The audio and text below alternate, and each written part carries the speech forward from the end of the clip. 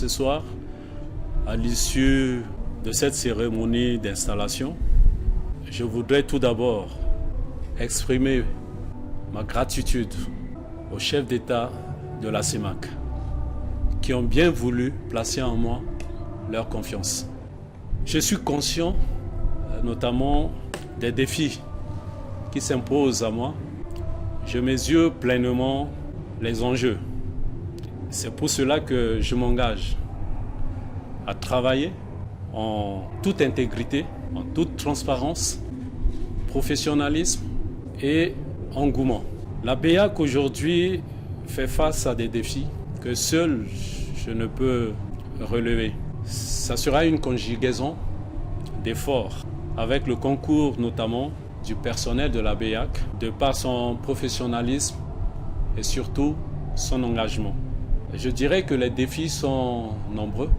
Internationalement, nous sommes aussi vulnérables depuis la crise Covid, suivie de la crise en Ukraine. Nous avons aujourd'hui besoin de mettre en place des réformes qui s'inscrivent dans la continuité des réformes menées par la BEAC depuis les crises successives jusqu'à aujourd'hui. Et ma vision s'inscrit véritablement dans cette continuité. Comme je l'ai évoqué, les défis sont nombreux. Ils concernent principalement l'extrême pauvreté dans la sous-région. C'est pour cela que nous devons travailler en vue de consolider la stabilité monétaire et financière, maîtriser l'inflation galopante. Mais à cela aussi, il faut savoir que la BEAC a des missions statutaires.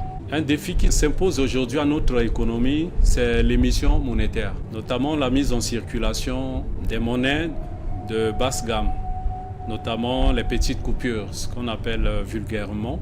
L'on note également l'absence des pièces. Nous allons travailler dans ce sens pour que les pièces de monnaie, les petites coupures soient massivement mises en circulation.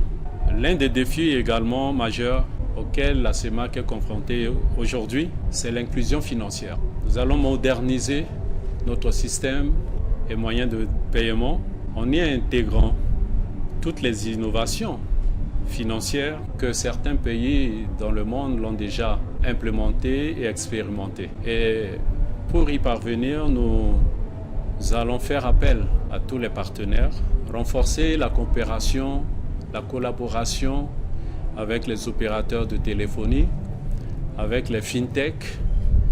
Nous allons nous inscrire dans une démarche de concertation avec les agents économiques qui ont certainement des difficultés. Nous devons les écouter, nous devons les comprendre, nous devons prendre en compte leurs préoccupations et les traduire en action. La digitalisation aujourd'hui, c'est un levier important pour l'économie. Et cela fera l'objet d'un axe stratégique pour moderniser nos outils opérationnels et accompagner les États également, les trésors, les banques, les microfinances, les fintech à se moderniser pour créer de plus-value dans notre économie.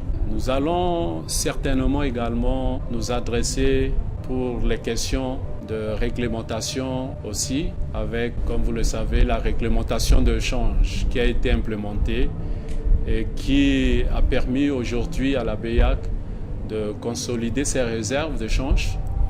Nous allons poursuivre ce chantier pour notamment prendre en compte toutes les aspirations des agents économiques. Donc globalement, il y a les défis. Mais pour y arriver, comme je l'ai évoqué, nous devons ajuster les visions, les projets avec l'écoute de nos agents économiques, l'écoute des pouvoirs publics, l'écoute du personnel pour en sortir un plan qui sera inclusif et qui permettra à tous d'apporter les siens en vue de sa réalisation.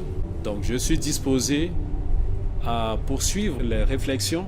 C'est pour cela que dans mon processus de prise de service, cela s'inscrit dans une démarche d'open concertation, comme je l'ai évoqué, des échanges dans toutes les directions, notamment dans tous les pays, avec toutes les parties prenantes, et on va sortir de là avec des données qui seront analysées et qui donneront lieu à une planification de feuilles de route qui seront exécutées durant les 7 ans de mandat.